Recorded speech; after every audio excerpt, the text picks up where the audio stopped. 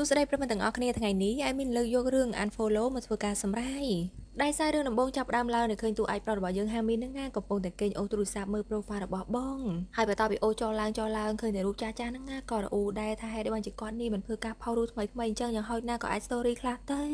ហើយនៅពេលដែលអូសចុះអូសឡើងឃើញមានរូបថតជុំគ្នាហ្នឹងណាគេក៏បានស៊ូមមើលដែរមើលទៅហាក់ដូចជាពេលហ្នឹងជាដំណើរកំសាន្តទៅកោះជេជូតែរវល់តែស៊ូមចុះស៊ូមឡើងមិនប្រយ័ត្នហ្នឹងណាគេក៏បានច្រឡំដៃ follow ហើយបន្ទាប់ពីឃើញអញ្ចឹងគេភ័យខ្លាំងមែនតើព្រោះថាគេអត់ចង់ follow ទេខ្លាចអ្នកដែលគេតាមដាននឹងដឹងហើយគេក៏ព្យាយាម unfollow ភ្លាមដែរប៉ុន្តែដោយសារតែ IG ហ្នឹងណាវា notification នឹងរហ័សណាស់ទោះបីជាយើង unfollow ក៏ដោយក៏នៅអ្នកខាងនោះនៅតែឃើញកំពុងតែភ័យមិនដឹងថាធ្វើម៉េចម្ចាស់ IG ដែលមានឈ្មោះថាជេជុនត្រូវជាតួឯកប្រុសរបស់យើងហ្នឹងណាក៏បានឆាតមកសួរមកថា follow ខ្ញុំមកហើយបានជា unfollow វិញធ្វើអីហើយបន្ទាប់ពីឃើញសារហ្នឹងហើយគឺថាប្រកាច់ប្រកិនពេញពុកហ្នឹងហ្មងមិនដឹងថាគូឆ្លើយតបបែបម៉េចកាលមកដល់ថ្ងៃថ្មីនៅសាលារៀនឃើញថាពួកគេហ្នឹងណាក៏បានមកអង្គុយជុំគ្នាដើម្បីធ្វើលំហាត់ជាមួយនឹងរៀមច្បងតែថាហាមីននឹងណាគ្មានបានធ្វើលំហាត់ហើយរៀនចូលអីទេក្នុងខួរក្បាលគេរវល់តែគិតអំពីរឿងយប់មិញនឹងឯងបន្ទាប់ពីឃើញទឹកមុខរបស់គេកលេបកលាប់អន់ចុះឡើងរហូតអញ្ចឹងជេជូនដែលនៅអង្គុយខាងមុខហ្នឹងក៏លួចសម្លឹងមើលដែរថាគេកើតអីដែលពេលហ្នឹងសាប់អូនរបស់គេម្នាក់ហ្នឹងណាក៏បានសួរអំពីលំហាត់មួយគេអត់សូវយល់ទេចំណែកជេជុនដោយសារតែគេហ្នឹងណាក៏ជាសិស្សបកែហើយជារៀមច្បងទៀតអញ្ចឹងហើយតែតូនលំហាត់នឹងស៊ីផុយរួចគេបានធ្វើការបញ្យល់យ៉ាងលម្អិតហ្នឹងណាទៅឲ្យសិស្សប្អូនងាយយល់ហើយចំណែកនារីម្នាក់ហ្នឹងវិញហ្នឹងណាក៏អរគុណដែរគឺថាគាត់បកែមែននិយាយតែបន្តិចទេហ្នឹងណាធ្វើឲ្យគេយល់ហ្មងហើយកំឡុងពេលហ្នឹងគេបានយកដៃហ្នឹងណាទៅដាក់លើស្មារបស់ជេជុនតិចដែរចំណែកហាមីនវិញបន្ទាប់ពីឃើញអញ្ចឹងគឺថាគេហ្នឹងណាឡើងប្រចាំតែម្ដងតាំងតែពួកគេនេះមិនមែនជាអ្វីនឹងគ្នាផងហ្នឹងណាហើយបន្ទាប់ពីឃើញគេសម្លឹងមើលមុខពេកអញ្ចឹងជេជុនក៏សួរដែរថាឯងអត់អីទេមែនព្រោះខ្ញុំមើលទៅឯងហ្នឹងណាដូចជាមិនសូវល្អសោះមានអីអត់តែហាមីនក៏ប្រកែកថាមិនអីទេខ្ញុំមិនអីពិតមែនហើយតើតើនឹងមេរៀនហ្នឹងគឺខ្ញុំយល់អស់ហើយបន្ទាប់ពីឮគេនិយាយអញ្ចឹងហើយជេជុនហ្នឹងណាក៏មិនបានសួរនាំអីច្រើនទៀតដែរបន្តិចក្រោយមកពួកគេក៏បញ្ចប់ការរៀនហើយមិត្តភ័ក្តិរបស់គេម្នាក់ហ្នឹងណាក៏និយាយដែរថាថ្ងៃនេះពួកយើងរៀនពេញមួយថ្ងៃហើយមិនហ្នឹងណាចេញពីនឹងទៅរកអីញ៉ាំចំណែកមិត្តគេម្នាក់ទៀតក៏យល់ស្របតែហាមីនហ្នឹងណាក៏ប្រកែកថាអត់ទេខ្ញុំរវល់ធំទៅមុនហើយដោយឃើញអញ្ចឹងជេជុនអត់អស់ចិត្តទេក៏បានសប្បាយរត់មកតាមហើយនិយាយដែរថាខ្ញុំមានរឿងចង់និយាយបន្តិចតែហាមីនក៏ប្រកែកថាអត់ទេខ្ញុំមានការណាត់ជួបហើយមួយវិញទៀតហ្នឹងណាបងអូនប្រុសរបស់ខ្ញុំនេះក៏ឈឺដូចគ្នាដោយលឺអញ្ចឹងជេជុនក៏ថាឲ្យក្រែឯងហ្នឹងណាមានតែម្នាក់ឯងទេមិនអញ្ចឹងហើយនៅពេលដែលខ្ញុំឃើញថាឯងតែព្យាយាមកិច្ចមុខខ្ញុំអញ្ចឹងធ្វើខ្ញុំហ្នឹងណាកាន់តែចង់ខត់ខាំងឯងលើដើមរួចគេក៏បានសប្បាយអត់មកគីហាមីនហើយក៏សួរដែរហេតុបានជាឯងមើលហើយមិនឆ្លើយតបតទៅពេលអញ្ចឹងទៅធ្វើឲ្យខ្ញុំគិតថាតើខ្ញុំនឹងណាបានធ្វើអីខុសមែនព្រោះថានៅពេលដែលឯង follow ហើយ unfollow វិញតទៅពេលអញ្ចឹងធ្វើខ្ញុំនឹងណាគិតឡើងយូរហើយក៏ឈឺចាប់ដែរនៅពេលដែលឯងធ្វើបែបហ្នឹងដែរបន្ទាប់ពីលឺគេសួរចំអញ្ចឹងហាមីននឹងណាឡើងភ័យតែម្ដងគ្មានអីបកស្រាយទេកាលមកដល់ថ្ងៃបន្ទាប់ជេជុននឹងណាអត់អស់ចិត្តទេក៏បានយកទូរស័ព្ទ IG របស់គេនេះយកមកបង្ហាញឲ្យក៏សួរមកថារូបថតរបស់ខ្ញុំនឹងណាចាស់ណាស់មានអាខ្លារហូតដល់2ឆ្នាំមុននោះបន្ទាប់ពីឃើញគេដេញជើងអញ្ចឹងហាមីននឹងណាកាន់តែភ័យមែនតើហើយក៏ព្យាយាមបកស្រាយដែរដោយសារតែក្នុងរូបថតហ្នឹងមានមិត្តភ័ក្តិរបស់ខ្ញុំទៅខ្ញុំឡាយតែជេជុនក៏សួរទៀតថា2ឆ្នាំមុនហ្នឹងថាតើនៅក្នុងហ្នឹងពិតជាមិត្តភ័ក្តិរបស់ឯងពិតមែនអីហើយបន្ទាប់ពីឃើញថាអូនភ័យឡើងស្លេកមុខនឹងណាគេក៏តវិញថាខ្ញុំនិយាយលេងទេប៉ុន្តែនៅពេលដែលឯងប្រតិកម្មបែបនេះមើលទៅនឹងណាឡើងគួរឲ្យស្រឡាញ់បន្ទាប់ពីលឺអញ្ចឹងហាមីននឹងណាឡើងអៀនតែម្ដងសុកមនុស្សដែលគេកំពុងតែចាប់អារម្មណ៍មកទៅសើអញ្ចឹងអ្នកណាមិនអៀនរីឯជេជុននឹងណាក៏បានបើកអាកន្លែង IG នេះឲ្យមកឲ្យគេធ្វើការចុច follow ហ្មងទៅព្រោះគេមិនចង់ឲ្យហាមីននឹងណាលួចលាក់អីទេមើលទៅបើកចំហហ្មងទៅហើយមួយវិញទៀត account របស់ឯងហ្នឹងណាក៏ private អញ្ចឹងហើយនៅពេលដែលឯង follow ខ្ញុំ follow ឯងត្រឡប់ទៅវិញហ្នឹងណាគឺខ្ញុំនេះក៏អាចតាមដានឯងបានដូចគ្ន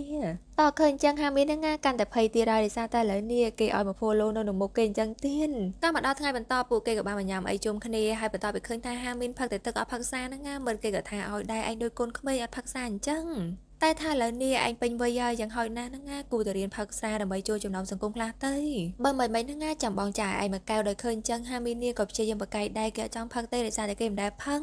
ដោយឃើញគេបខំហាមីនពេកជេជុនហ្នឹងណាក៏បានសប្បាយមកយកពីដៃហើយនិយាយមកថាគេមិនអាចផឹកបានទេព្រោះគាត់តែផឹកមកកៅហ្នឹងណាមុខគេឡើងក្រហមហើយថ្ងៃស្អែកនេះក៏មិនអាចធ្វើអ្វីកើតទៀតដូច្នេះហើយស្រាមួយកៅនេះតើខ្ញុំផឹកជំនួសឲ្យគេហ្នឹងណាក៏លើកដាក់មកក្អឹកអស់ទៅដោយឃើញអញ្ចឹងអាប៉ែហ្នឹងក៏សើដែរថាជេជុនហ្នឹងណាគេជាមនុស្សប្រកែកណាបរោះពិតហ្មងហើយឆ្លៀតឱកាសដែលពួកគេកំពុងតែជជែកគ្នាហ្នឹងណាជេជុននេះក៏បានអោនមកសឹកប្រាប់ហាមីនថាបើសិនជាឯងមានអារម្មណ៍ថាមិនស្រួលចិនគឺឯងគ្រាន់តែធ្វើការញាក់មុខញាក់មកដាក់ខ្ញុំទៅហ្នឹងណាគឺខ្ញុំនេះនឹងធ្វើការចាត់ការពួកគេចេញបន្ទាប់ពីលឺអញ្ចឹងហាមីននេះក៏រំភើបចិត្តដែរដែលឃើញថារីច្បងរបស់គេហ្នឹងណាបារម្ភនឹងខ្វល់ខ្វាយណាបន្តិចក្រោយមកពួកគេក៏បានដើរត្រឡប់ទៅផ្ទះហើយជេជុនក៏ឆ្លៀតសួរដែរថាឯងសប្បាយអត់តែមើលទៅទឹកមុខរបស់ឯងហ្នឹងណាដូចជាមិនសូវល្អព្រោះគ្រាន់តែផើទៅក្រូចសោះហ្នឹងណាក៏ឃើញថាមុខរបស់ឯងឡើងក្រហមតែគេក៏ប្រកែកថាអត់អីទេបងគឺខ្ញុំពិតជាអរគុណបងច្រើនណាស់ជេជុនក៏សួរទៀតថាហើយចប់ផ្ទះរបស់ឯងនៅណាវិញ ហើយបន្ទាប់ពីលើគេនិយាយថាដើរទៅត្រង់ទៅដល់ហ្នឹងណាគេក៏តហ្មងថាខ្ញុំនេះទៅផ្លូវខុសនឹងគួរឲ្យស្ដាយណាស់មិនអាចជូនឯងទៅផ្ទះបានបន្ទាប់ពីលើអញ្ចឹងហាមីនហ្នឹងណាបានត្រឹមតែញញឹមតែពេលហ្នឹងដែរគេចាប់អារម្មណ៍ថាគេនេះដូចជាភ្លេច iPad ដោយឃើញអញ្ចឹងជេជុនក៏និយាយថាភ្លេចនៅបានដឹងអីហាមីនក៏តថាអត់ទេខ្ញុំច្បាស់ណាស់មិនបានភ្លេចនៅនឹងទេហើយបន្ទាប់ពីគិតចុះគិតឡើងហ្នឹងណាបើសិនជានៅបានគេអាចបានភ្លេចទេអញ្ចឹងហើយប្រហែលជាគេនេះភ្លេចនៅបន្ទប់រៀនណីដោយលើអញ្ចឹងជេជុនក៏បានប្រាប់ហាមីនដែរថាមិនមែនហ្នឹងណាទៅយកវិញហ្មងទៅអីតែគេក៏ប្រកែកថាមិនបាច់ទេបងឲ្យខ្ញុំទៅតែឯងបានហើយដោយសារតែបងហ្នឹងណាក៏ហត់នឿយត្រូវជូនខ្ញុំទៅមកធ្វើអីតែជេជុនក៏ប្រកែកថាមិនអីទេទៅទាំងពីរម្នាក់ហ្មងទៅឆាប់មកបន្តិចក្រោយមកពួកគេក៏បានដើរមកដល់បន្ទប់រៀនក៏ឃើញថាគេពិតជាភ្លេចនៅក្នុងបន្ទប់ហ្នឹងពិតមែនហើយបន្ទាប់ពីយកដាក់ក្នុងកាតាបហើយហ្នឹងណាប្រងចាច់ហើយតែជេជុននេះក៏បានខាត់ហើយក៏ចាក់សោះឡើងចំដោយឃើញអញ្ចឹងគេក៏រៀងភ័យដែរមិនដឹងមិនម៉ាទេជេជុនក៏បាននិយាយថាមុននឹងគឺខ្ញុំពិតជាមិនសប្បាយចិត្តទេនៅពេលដែលឃើញអ្នកដទៃហ្នឹងណាដាក់ដៃលើឯងហើយគេកាត់ឯងបែបនេះហើយចំណែកឯងហ្នឹងណាក៏នៅស្ងៀមទៀតហើយខ្ញុំបានប្រាប់ហើយបើសិនជាឯងមិនស្រួលចិត្តឬក៏ពិបាកអីហ្នឹងណាអាចប្រាប់ខ្ញុំបានខ្ញុំនឹងជួយប៉ុន្តែហេតុអីបានជាឯងមិនស្ដាប់ខ្ញុំសោកចិត្តឲ្យអ្នកផ្សេងប៉ះរាងកាយឯងបែបនេះតែហាមីនអត់យល់ទេប្រងចាក់ចាញ់ហើយតែជេជុនហ្នឹងណាក៏បានទាញគេមកផ្អែកមកទ្វារហើយនិយាយថាបើសិនជាឯងនៅតែធ្វើឲ្យខ្ញុំមិនសប្បាយចិត្តទៀតគឺខ្ញុំនឹងធ្វើការដាក់ទោសឯងហើយការដាក់ទោសរបស់គេហ្នឹងណាមិនមែនជាការវាយដំច្រំធាអីទេគឺថាសវ៉ាអនថៅហាមីនភ្លាមតពេលឃើញការដាក់ទោសរបស់គេហើយហ្នឹងណាអេមីននីក៏ចង់មានអ្នកដាក់ទោសបែបហ្នឹងដែរបន្តិចក្រោយមកបន្ទាប់ពីត្រឡប់មកដល់ផ្ទះហ្នឹងណាក៏គេយកដៃង៉ែលមាត់ហ្មងដោយគេគិតថាវាមិនមែនជារឿងពិតទេហើយគ្រាន់តែជាការយកសំមិនដឹងអីហើយគ្រាន់តែនឹកដល់គេភ្លាមហ្នឹងណាគេក៏បានឆាតមកសួរហ្មងថាត្រឡប់ដល់ផ្ទះសមត្ថភាពទេមែនអន់ហើយគ្រាន់តែឃើញសារនឹងភ្លាមហ្នឹងណាគេក៏បានសម័យនឹកគិតនៅកំឡុងពេលដែលពួកគេថើបគ្នាឃើញថាពេលហ្នឹងហាមីនអត់មានបានបកែកបានឬអីទេគឺដៃរបស់គេហ្នឹងណាកាន់តែជន់ឡើងជាប់ដល់ឃើញអញ្ចឹងបន្ទាប់ពីថើបហើយបានបន្តិចហ្នឹងណាជេជូននេះក៏និយាយដែរថាមិនពួកយើងតាក់ទងគ្នាហ្មងទៅបន្ទាប់ពីលឺអញ្ចឹងហាមីនឡើងភាំងតែម្ដងក៏បានសវ៉ារុញចេញហើយក៏តដែរតាមខ្ញុំគិតមើលទៅហ្នឹងណាប្រហែលជាបងនេះសវឹងខ្លាំងពេកហើយអញ្ចឹងហើយអ្វីដែលបងនិយាយមកហ្នឹងណាគ្រាន់តែជាការខុសឆ្គងទេមែនអន់ជេជុនក៏សួរបកវិញថាខុសឆ្គងអីមុននឹងពួកយើងថើបគ្នាហើយឯងហ្នឹងណាក៏អោបខ្ញុំឡើងជាប់កាន់ខ្ញុំឡើងជាប់មិនអញ្ចឹងតែគេក៏ព្យាយាមបកកាយថាអត់ទេដោយសារតែមុននឹងខ្ញុំភ័យពេកដោយលឺអញ្ចឹងជេជុនក៏និយាយថាបើសិនជាឯងមិនតន់ឆ្លើយតបឥឡូវនេះក៏មិនអីដែរប៉ុន្តែអ្វីដែលខ្ញុំចង់ប្រាប់ពេលនេះគឺឯងហ្នឹងណាកុំគិតថាចង់គេចវៃពីខ្ញុំរួចគេប្រងទាញហាមីនហ្នឹងណាយកមកថើបទៀតហើយតែហាមីននេះអៀនផងភ័យផងក៏បានស្វែងរកចេញពីកន្លែងហ្នឹងយ៉ាងលឿនបន្ទាប់ពីសម័យហើយហ្នឹងណាជេជុនក៏បានឆាតមកទៀតថាតើពេលណាឯងនឹងឲ្យរង្វាន់បន្តទៀតមកខ្ញុំបន្ទាប់ពីលឺអញ្ចឹងហាមីនហ្នឹងណាកាន់តែវីវខ្លាំងមែនតើឲ្យគេគិតមិនទៅលេងមកថើបឆាវឲ្យមកសារភាពអញ្ចឹងក៏មកដល់ថ្ងៃបន្ទាប់មកឃើញថាហាមីនហ្នឹងណាក៏បានឆាតទៅមិត្តភ័ក្តិក្នុងក្រុមថាសម្រាប់សប្តាហ៍នេះខ្ញុំអត់បានទៅរៀនជុំគ្នាទេដោយសារតែខ្ញុំមិនស្រួលខ្លួនបន្តិចក្រោយមកជេជុនហ្នឹងហាក៏បានដើរមកដល់ហើយសួរមកខ្ញុំឃើញឆាតនៅក្នុងក្រុមថាឯងឈឺប៉ុន្តែហេតុអីបានជាឯងមកទីនេះតែម្នាក់ឯងហើយមួយវិញទៀតគឺខ្ញុំហ្នឹងណាពិតជាបារម្ភខ្លាំងណាស់ថាតើឯងនេះឈឺកន្លែងណាហើយទៅមន្ទីរពេទ្យនៅដោយឃើញគេតាមតានគ្រប់រឿងពេកអញ្ចឹងហាមីនក៏បកស្រាយថាឥឡូវនេះខ្ញុំប្រសើរឡើងហើយដោយសារតែបានលេបថ្នាំហើយនៅផ្ទះក៏អបសុកដែរអញ្ចឹងហើយទៅចេញមកក្រៅហ្នឹងណាដើម្បីស្រូបខ្យល់អាកាសបន្តិចទៅ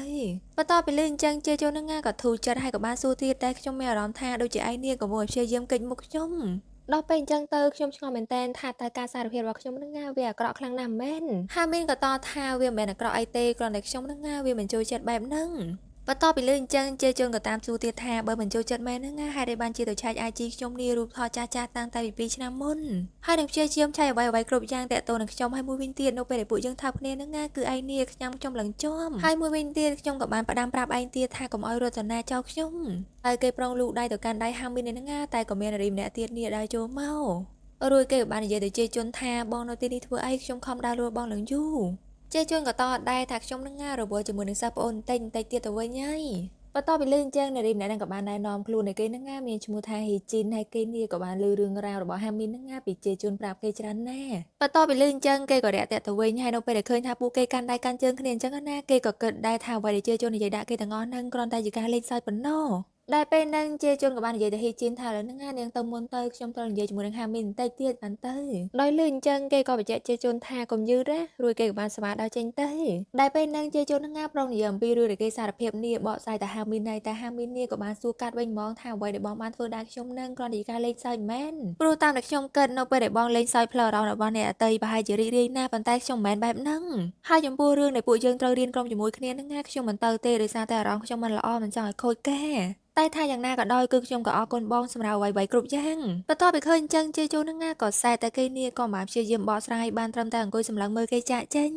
កាលមកដល់ពេលដែលគេត្រឡប់មកដល់ផ្ទះវិញមើលនៅក្នុងក្រុមនឹងណាក៏បានឆាតមកសួរបញ្ជាក់ដែរថាទឹកក្រោយឯងនឹងមកវិញមែនអន់ព្រោះក្រុមរបស់ពួកយើងនៅពេលដែលគ្មានឯងនឹងណាមិនសូវល្អទេដោយសារតែការសង្ខេបមេរៀនរបស់ឯងនេះគឺល្អជាងគេបំផុតហើយអញ្ចឹងហើយទៅពួកយើងនៅតែត្រូវការបន្ទាប់ពីឃើញសារនឹងហើយហាមីនឹងណាក៏តបទៅវិញតែម្ដងខ្ញុំសូមទោសផងប្រហែលជាខ្ញុំនេះមិនអាចបន្តធ្វើការសិក្សាជាក្រុមនឹងទៀតទេដោយសារតែបញ្ហាផ្ទាល់ខ្លួនដែលពេលហ្នឹងក៏ឃើញថាជាជួននឹងណាក៏បានសេវាទេមកតែគេអត់លើកទេតែថាទឹកមុខរបស់គេនឹងណាឡើងសែតបានតាមតែនិយាយថាអ្វីៗគ្រប់យ៉ាងត្រូវបានបញ្ចប់ហើយគឺចប់ហើយពេលនេះចំណែកជេជន់វិញវាតបពីទេទៅគេអត់លើកអញ្ចឹងគឺថាគេឡើងសែតតែម្ដងមិនដឹងថាធ្វើម៉េចទេបើគេព្យាយាមគេចមុខរហូតទូរស័ព្ទក៏មិនលើកដែលពេលហ្នឹងហេជីនក៏បានទេមកហើយនៅពេលដែលឮសំឡេងរបស់គេមិនសប្បាយចិត្តហ្នឹងណាក៏សួរដែរដោយសារតែរឿងមុនហ្នឹងមែនទេជើងក៏ថាឲ្យដែរដោយសារតែវាជាកំហុសរបស់ឯងហ្នឹងហើយសុកសូនហ្នឹងណាមកបង្កើតរឿងឲ្យគេយល់ច្រឡំដោយគ្មានហេតុផលអញ្ចឹងចង់បានអីហើយជីនក៏តថាគឺខ្ញុំហ្នឹងណាគ្រាន់តែចង់ឃើញគេប្រច័ណ្ឌហើយគេនីពិតជាប្រច័ណ្ឌហើយមើលទៅពេលហ្នឹងគេឈឺចាប់មែនទែន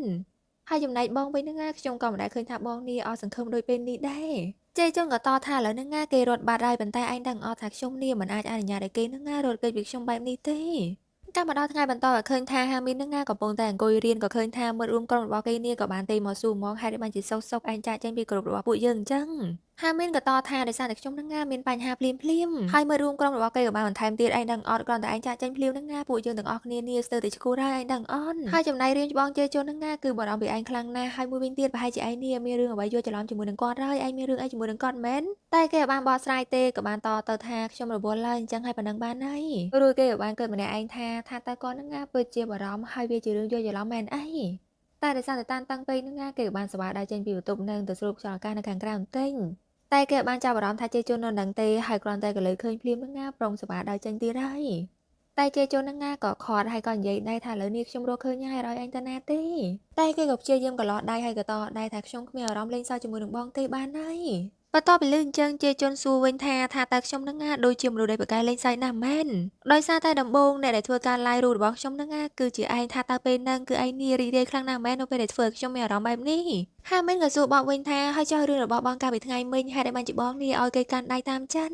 ជេជុនក៏បកស្រាយថាគេហើយនឹងខ្ញុំហ្នឹងណាគ្រាន់តែជាមិត្តរួមថ្នាក់ហើយមួយវិញទៀតគឺខ្ញុំគ្រាន់តែចង់ដឹងទេថានៅពេលដែលខ្ញុំនៅក្បែរនារីណាម្នាក់ថាតើទឹកមុខរបស់ឯងបែបម៉េចទៅខ្ញុំនឹងណាព្យាយាមធ្វើទៅតាមគេមិនដែរទៅព្រោះអ្វីដែលខ្ញុំចង់បាននឹងណាគឺចង់ឲ្យឯងនេះខ្វល់ខ្វាយពីខ្ញុំខ្លាហាមិនក៏បាននិយាយទាំងយំថាអត់ទេគឺបងកុហកជេជុនក៏តថាខ្ញុំបានកុហកទេប៉ុន្តែរឿងនឹងធ្វើឲ្យឯងឈឺចាប់ហើយនឹងសែតខ្លាំងណាស់មែនតែបើអញ្ចឹងមែនក៏ល្អដែរក៏ដោយសារតែឯងនឹងហើយបានធ្វើឲ្យខ្ញុំនេះមានអារម្មណ៍ថាស្ទើរឈួតម្ដងអញ្ចឹងហើយពេលនេះបងចង់សួរថាតើពេលណាអូននឹងផ្ដល់រង្វាន់ឲ្យបងបន្តទៀតតែបើសិនជាអូនមិនឆ្លើយតបនឹងបងទេគឺបងនឹងណានឹងធ្វើការផ្ដល់ឲ្យអូនឥឡូវនេះហ្មងរួចគេក៏បានសវ៉ាថើបអូនគេភ្លាមចំណែកអូនរបស់គេនឹងណាក៏ថើបត្រឡប់ទៅវិញដោយសារតែឥឡូវនេះពួកគេបានយល់ចិត្តគ្នាហើយ